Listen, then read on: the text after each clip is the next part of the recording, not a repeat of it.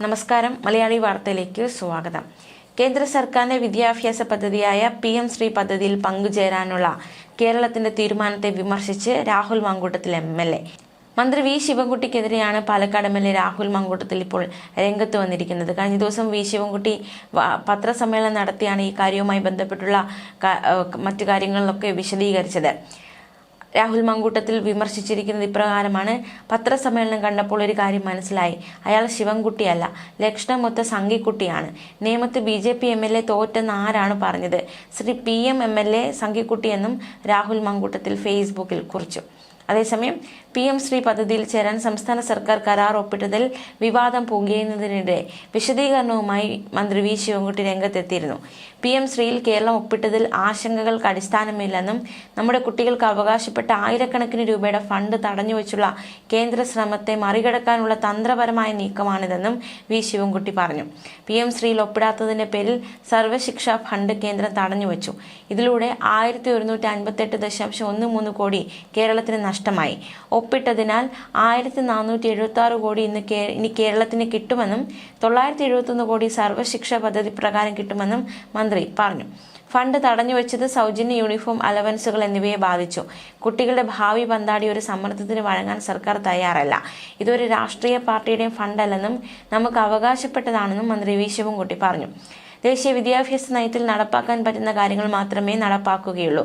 ദേശീയ വിദ്യാഭ്യാസ നയം അംഗീകരിക്കില്ലെന്ന് പറഞ്ഞ നിലപാട് ലോകാവസാനം വരെ പാലിക്കാനാവില്ലെന്നും NEP-യിൽ കേരളത്തിൽ നടപ്പാക്കാൻ പറ്റുന്ന കാര്യങ്ങൾ മാത്രമേ നടപ്പാക്കൂവെന്നും ശിവൻകുട്ടി പറഞ്ഞു. വളരെ പെട്ടെന്നാണ് ഒപ്പിടേണ്ടി വന്നത്. പെട്ടെന്ന് തീരുമാനമെടുക്കണമെന്ന് കേന്ദ്രം കത്തയച്ചു. തീരുമാനമെടുക്കാൻ സമയം കുറവായിരുന്നു. കേന്ദ്രം അഭിനന്ദിച്ചത് നല്ല കാര്യമാണ്. ചില കാര്യങ്ങളിലെല്ലാം നമ്മൾ മാറി ചിന്തിക്കേണ്ടി വരുമെന്നും ശിവൻകുട്ടി പറഞ്ഞു. എന്തായാലും ഈ ഒരു തീരുമാനത്തെയാണ് രാഹുൽ മാങ്കൂട്ടത്തിൽ MLA വിമർശിച്ചിരിക്കുന്നത്. കേന്ദ്ര സർക്കാരിന്റെ വിദ്യാഭ്യാസ പദ്ധതിയായ PM ശ്രീ പദ്ധതിയിൽ പങ്കുചേരാനുള്ള കേരളത്തിന്റെ തീരുമാനത്തിൽ വ്യാപക വിമർശനമാണ് പ്രതിപക്ഷം ഉയർത്തുന്നത്. മുഖ്യമന്ത്രി പിണറായി വിജയനെ CPM-നെ രൂക്ഷമായി രാഹുൽ മാങ്കൂട്ടത്തിൽ പരിഹസിക്കുകയും ചെയ്തു. ഇതുവരെ ശ്രീ വിജയൻ, ഇനി മുതൽ വിജയൻ ശ്രീ എന്ന് ഫേസ്ബുക്കിലൂടെ രാഹുൽ മാങ്കൂട്ടത്തിൽ പരിഹസിച്ചു. ശ്രീ PM ശ്രിന്ദാബാദ് എന്ന പരിഹാസം CPM-നെതിരെയും രാഹുൽ ഉന്നയിച്ചു. നേരത്തെ യൂത്ത് കോൺഗ്രസ് നേതാക്കളായ ബിനു ചുള്ളിയലും അബിൻ വർക്കിയും വിഷയത്തിൽ പ്രതികരണവുമായി രംഗത്തെത്തിയിരുന്നു.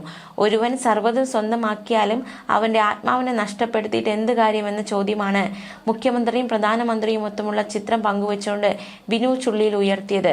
ബിനു ചുള്ളിയലിന്റെ കുറിപ്പ് ഇപ്രകാരമാണ്: ഒരുവൻ സർവ്വതും സ്വന്തമാക്കിയാലും അവന്റെ ആത്മാവിനെ നഷ്ടപ്പെടുത്തിയിട്ട് എന്ത് കാര്യം? കേരളത്തിലെ CPI-യും അതിന്റെ യുവജന വിദ്യാർത്ഥി സംഘടനകളായ AIYF-ഉം AISF-ഉം ഈ ബൈബിൾ വാചകത്തിന്റെ അർത്ഥം ഇനിയെങ്കിലും മനസ്സിലാക്കുമെന്ന് പ്രതീക്ഷിക്കട്ടെ. മുന്നണി മര്യാദ എന്ന വാക്ക് പറഞ്ഞ് എത്ര കാലമായി ഇങ്ങനെ ഈ അപമാനം ഏറ്റുവാങ്ങുന്നു? പ്രിയപ്പെട്ട CPI സഖാക്കളെ, രാഷ്ട്രീയമായ ഒരുപാട് വിയോജിപ്പുകൾ CPI-യോടും അതിന്റെ പോഷക സംഘടനകളോടും യൂത്ത് കോൺഗ്രസിനുണ്ട്. അത് നിലനിർത്തിക്കൊണ്ട് തന്നെ പറയട്ടെ, PM ശ്രീ പദ്ധതിയുടെ ഭാഗമാകാനുള്ള പിണറായി സർക്കാരിന്റെ തീരുമാനത്തിനെതിരെ സംയുക്തമായൊരു സമരത്തിന് CPI-യുടെ യുവജന വിദ്യാർത്ഥി സംഘടനകളെ യൂത്ത് കോൺഗ്രസ് സ്വാഗതം ചെയ്യുകയാണ്. AIYF-ന്റെയും AISF-ന്റെയും നേതാക്കൾ PM ശ്രീ പദ്ധതിക്കെതിരെ ഉയർത്തിയ എതിർപ്പിൽ ആത്മാർത്ഥതയുണ്ടെങ്കിൽ ഈ വിഷയത്തിൽ യൂത്ത് കോൺഗ്രസും ഒന്നിച്ച് സംയുക്ത സമരത്തിന് തയ്യാറാകണം. കേവലം മുന്നണി രാഷ്ട്രീയത്തിന്റെ കള്ളികളിൽ തളച്ചിടേണ്ട കാര്യമല്ലിത്. വരും തലമുറകളെ കാവ്യവൽക്കരിക്കാനുള്ള BJP CPI രാഷ്ട്രീയ അച്ചുതണ്ടിന്റെ അവിശുദ്ധ നീക്കത്തിനെതിരായ ശക്തമായ രാഷ്ട്രീയ മുന്നേറ്റമാണ് ഈ വിഷയത്തിൽ കാലം ആവശ്യപ്പെടുന്നത്.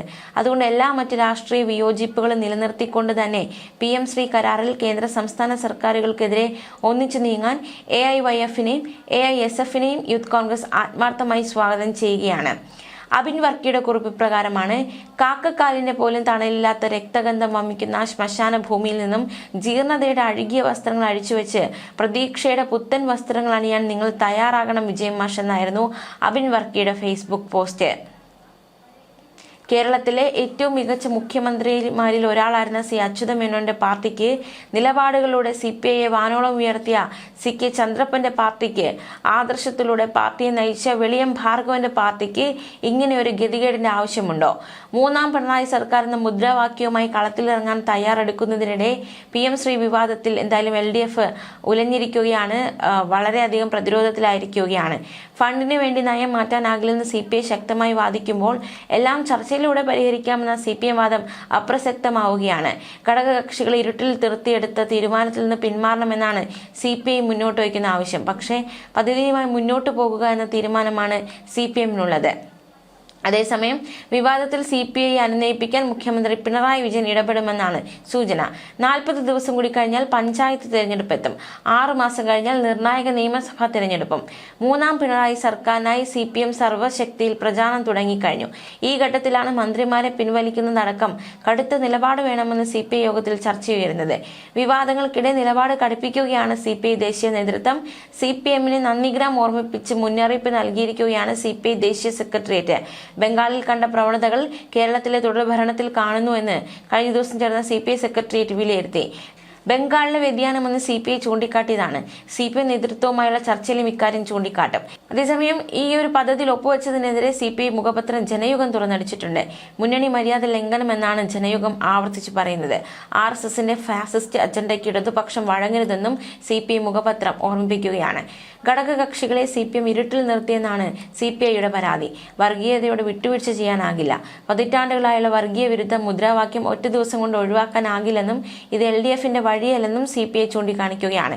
ഏതു സമയത്ത് രാജിവെക്കാൻ തയ്യാറാണെന്ന് CPI മന്ത്രിമാർ അറിയിച്ചു കഴിഞ്ഞു. തിങ്കളാഴ്ച സംസ്ഥാന നിർവാഹക സമിതി യോഗം ചേരും. എന്തുണ്ടാകുമെന്ന് കാത്തിരുന്ന് കാണാമെന്നാണ് ബിനോയ് വിശ്വം പറഞ്ഞത്. മറുവശത്ത് ചർച്ച ചെയ്യാമെന്നാണ് MV ഗോവിന്ദനും TP രാമകൃഷ്ണനും പറയുന്നത്. എല്ലാ കാലത്തും ഒരേ നയത്തിൽ നിൽക്കാനാകില്ലെന്ന ഉറച്ച നിലപാട് മന്ത്രി V ശിവൻകുട്ടിയും ഉയർത്തിക്കഴിഞ്ഞു. LDFിൽ എന്ത് സംഭവിക്കാമെന്ന പ്രതീതി. PM ശ്രീ പോലുള്ള ഏറ്റവും പ്രധാന വിഷയത്തിൽ ആരും ചർച്ച ചെയ്തില്ലെന്ന മുറിപ്പാടാണ് CPIക്കുള്ളത്. മാധ്യമ വാർത്തകളിൽ നിന്ന് വിവരം അറിഞ്ഞതിന്റെ നാണക്കേടായി ഇവർ ഇത് കരുതുന്നു. ഇനി എന്തിന് LDFിൽ കടിച്ചു തൂങ്ങുന്നതെന്ന് UDF നേതാക്കൾ ചോദിക്കുന്നുണ്ട്. CPMന് CPIയേക്കാൾ പ്രിയം BJPയോടെന്ന വിമർശനം CPIയുടെ ചങ്കിൽ തന്നെ തറയ്ക്കുന്നതാണ്. ചർച്ച ചെയ്യാമെന്ന് പറയുമ്പോഴും ഒപ്പിട്ടതിൽ നിന്ന് പിന്മാറാനാകില്ല എന്ന നിലപാട് CPM സ്വീകരിച്ചിരിക്കുകയാണ്. പിന്മാറിയാലേ തീരുവെന്ന് CPI നിലപാട് സ്വീകരിച്ചിരിക്കുകയാണ്. സമീപകാലത്ത് ഏറ്റവും വലിയ രാഷ്ട്രീയ പ്രതിസന്ധിയാണ് LDFിൽ നിലവിലുണ്ടായിരിക്കുന്നത് എന്ന് തന്നെയാണ് മനസ്സിലാക്കാൻ സാധിക്കുന്നത്. എന്തായാലും ഇതിൽ ഇടതു മുന്നണിയിലെ പരസ്യ പൊട്ടിത്തെറിക്ക് പിന്നാലെ ഇടതു വിദ്യാർത്ഥി യുവജന സംഘടനകൾ തെരുവിൽ പ്രതിഷേധം കനപ്പിക്കുകയാണ്. പിണറായി സർക്കാരിന്റെ നടപടിക്കെതിരെ പരസ്യ പ്രതിഷേധത്തിന് AIYFും ISFും തീരുമാനിച്ചിരിക്കുകയാണ്. ന്യൂസ് ഡെസ്ക് മലയാളി വാർത്ത.